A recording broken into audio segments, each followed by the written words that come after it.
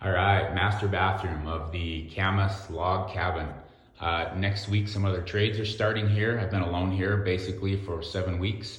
The electricians are starting, and nothing against electricians, I love them, but this will probably be the cleanest I ever see this bathroom until it's all done and they move in. So I just thought I'd document it a little bit so I can have some footage of it while it's all tidied up. So this floor is 3/4 inch thick, tumbled and honed limestone set over a heating cable system, so this floor heats up. Really pretty stone. The shower is done with 2x6 Zellige tile from Morocco. These are handmade, very inconsistent, tons of character. No piece is the same as the next. Very sizey.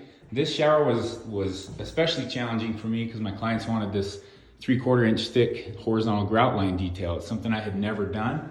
It intimidated me, I'm not gonna lie. I was scared to do it because I didn't know how it would go, but it ended up being a really fun experience and I learned a ton in the process. This shower was built with mud.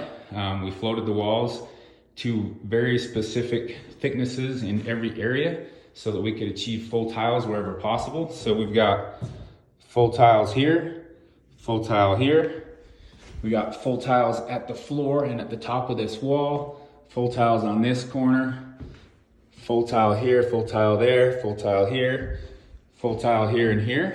So that took a ton of planning, a lot of work, and I think it paid off.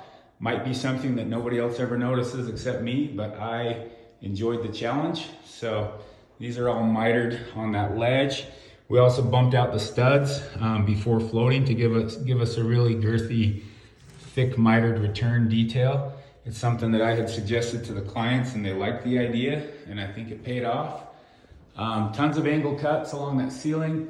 You know, every cut is a little bit different angle. A lot of those are back mitered to accommodate the angle of that timber. These are all back mitered to accommodate the sloped ceiling and the angled timber. Nice centered layout. You know, pretty fun. And then maybe my favorite detail is this log scribe. Every one of those pieces was individually scribed into these logs. That took a ton of work and planning and was a lot of fun. Same with the mitered curb. Mitered all around the curb using the same piece on the front and the top on both sides. And this pattern, you can see the curb flows into the floor. Unlacquered brass FlowFX drain grate that will patina over time like their fixtures. And just really happy with this one. I'm gonna be sad to leave it behind, but I am happy to turn it over to my clients because I know they will appreciate the love that went into this one. So thanks for looking. All right, bathroom number 2. This is the main floor guest bath. This is also a Zellige tile. Super fun one. This is such a unique design that my clients did. With the checkerboard, the desert rose Zellige on the floor, and the Casablanca and desert rose on the walls. This one was also built with mud and gauged to have full tiles in all the corners. So we got full tile there, full tile there, full tile there and there, flowing out from the floor. That was a tricky detail to accomplish, but it was worth the effort, I think. And then the niche here, centered with the shower head, centered with the drain, and full tiles there, wrapped in. That was a fun one, trying to decide how to run that checkerboard through the niche and make it still flow through the back, but look good on the sides. And I think we made the right call on that. Super happy with that. One of my favorite details are these thick mitered returns. Again, this was built with mud, bumped out intentionally to give us an 1.25 inch thick return detail, which is a really cool look.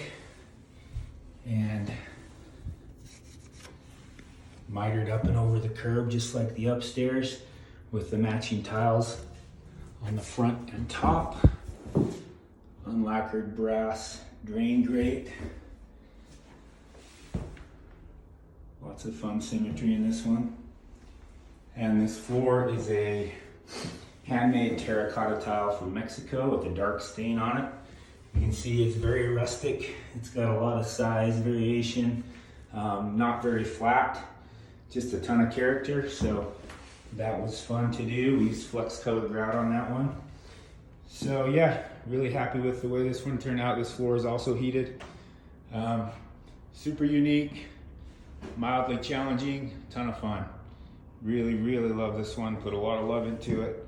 Hope my clients love it. So actually, I know they love it. Hope they enjoy it forever. Thanks. So this is the third and final bathroom of the Camas cabin. This one was all built with mud work also. Full tiles wouldn't work in the corners, and so I figured out a way to make a good aesthetically pleasing wrap in the corners. We're able to use the same tile around those corners.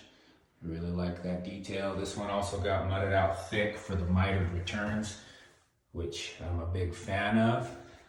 Centered niche, full tiles in and out. And really love the floor on this. This is a honed black limestone.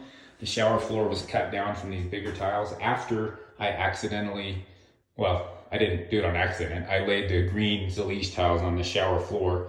It was a mistake. It wasn't an accident, I guess. It was just, I thought I was doing the right thing, but had to pop them up and replace them with the black tiles, but no big deal. It was fun. Good learning experience.